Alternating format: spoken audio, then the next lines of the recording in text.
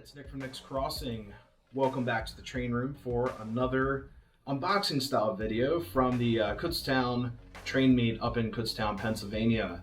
It's a little bit of a hike for me. It's about an hour or so drive up there, but it's definitely worth it. This is the second train meet I've gone to, and these events are 100% free, like free parking, free admission, so you don't have to worry about that overhead cost at your typical like Greenberg show. And it was definitely worth it for that drive up there. Tons and tons of O gauge and O scale. My buddy RJ78 was up there as well, picking through tons of HO scale stuff. I mean, tons. It was amazing. They also had some standard gauge, and some tables had pockets of N scale or N gauge as well. I didn't pick up any of that this time, but I thought about it. I saw some cool pieces.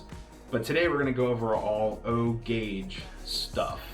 All O27 stuff. You know, it was awesome. I was way under budget. I made a budget myself, and I'll go over some of the prices for it. You guys will be pretty blown away from the pricing of some of this stuff. So here we go, all aboard. All right, everyone, so the first piece is actually up on my track right now. She's a heavy girl. Check this out. This is a Erie Lackawanna. I looked it up online. It says it's a Pacific. There's the front of her. This is Lionel 2001 catalog, 2934 Pacific 464 steam engine. And I like the graphics on it. I thought it was really cool. It runs really smooth. It does smoke. And the tender, I'll show you guys that in a second. I actually had her up on the track running around today before the video shooting today. And here's her tender. I'm actually looking down at the monitor. There you go, nice Erie tender. And it does have like the back there. This one, I've seen some of these that has like a shovel or a pickaxe down in here. This one has the coal load on top. And this is equipped with the air whistle. It does need to be cleaned. It kind of works. It's had a bunch of issues with getting enough power to it, but honestly, I'm gonna open this up and clean it, so not a big deal. That engine and tender was only $80. So the gentleman that I bought this from, he just wanted it out, you know, type of thing. Great value for the engine. It's a great runner. Might look great under the Christmas tree as well. The only complaint I had is that it uses traction tires, but I've got spares in the workbench stuff, so not a big deal. All right, guys, so I was walking around and another gentleman had a bunch of O gauge classic steam engines from the post-war era. And I've got an addiction to K4s, so I ended up picking up another 2025. Check this out. Yeah. Here, I'll get closer for you guys. Look at that. This is the later variation of the 2025. It's got the brass stack on there, and it does not have the Baldwin drivers that are classic for these. My other one back there has Baldwin drivers on her, but this looks great. It does run, it runs really rough, but I haven't taken her apart yet to clean her, maintenance it. Looks like the smoke unit's clean, so I'll probably end up opening up the smoke unit. If I have to replace the resistor in there, I'll do so. But this thing does roll. I did the classic test. You guys can hear that. Nice and crunchy. It's really dry. And actually the brush on the inside, as I was test running it, actually you could see it glow. Just really bad. That's like an automatic, you know, all stop. Take it apart, clean it, put some oil in there, it'll be just fine. Now that engine also came with the whistling tender, which is right here. This is a 6466W whistling tender. Now this also needs to be taken apart. It's got the coal load on top. Looks great. Does not have the bars in the back. It's like I said, later post-war era, they started to cut back on extra metal and things like that for the war effort. I believe it was the Korean War effort. But everything on here looks great. There's the bottom of it for you guys. No rust on there or anything. The wheels roll really nice. So yeah, the whistle just needs to be taken apart. It still works. It just needs a lot of power, and you can hear that the what do you call it? The relay sticks. So I just need some TLC. It'll be fine. Next, these items were actually purchased inside the flea market.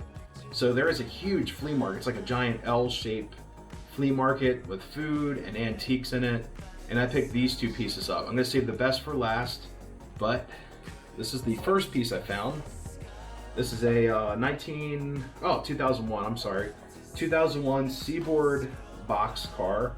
And I love the graphics on here. It just caught my eye. I was just like, wow, this looks really cool. The doors open on here, so if I can get that, there you go. You can see in there, nice and clean.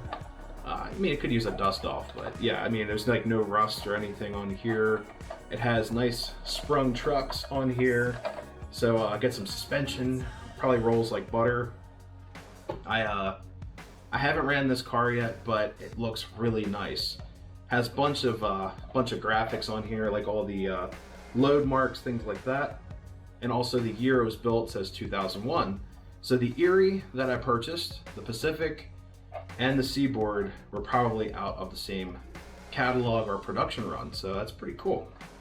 All right, guys, so I saved the best piece for last, and that actually came in this box right here.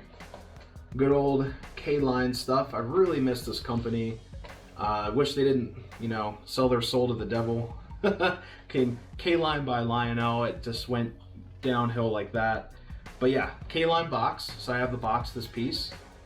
And I have this right here that came out of that box. And this is the Pennsylvania 6146 KLine Girls Train Caboose. Now, I've never seen one of these in person before. I actually have a relative that showed me pictures of the set that they bought at the time. I never saw it in person, but he has the steam engine set of the KLine Girls Train. It still goes for a lot of money. It's pretty popular. And I actually could not find the caboose separate from a set on eBay. Did some other like searches online. They want the whole set. Not sure the price is on there, but I just did a quick set to make sure that this was part of the girls set. So I now have a KLine girls caboose that I definitely need to find the other cars and possibly complete the set, which might be impossible because KLine stuff is getting harder and harder to find, and people hold on to it. I mean, these guys built great trains, great pieces.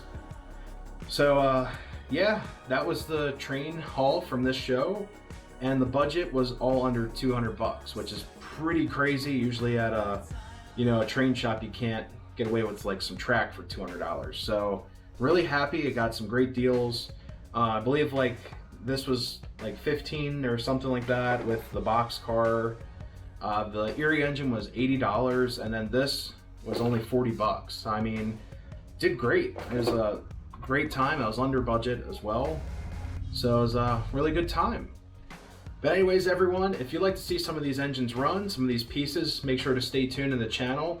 And the best way to do that is by hitting the notification bell for all, so you don't miss run days and unboxings just like this. If you're new to the channel, always consider subscribing, and love to hear you guys' comments. Giving a like also really helps out the videos as well.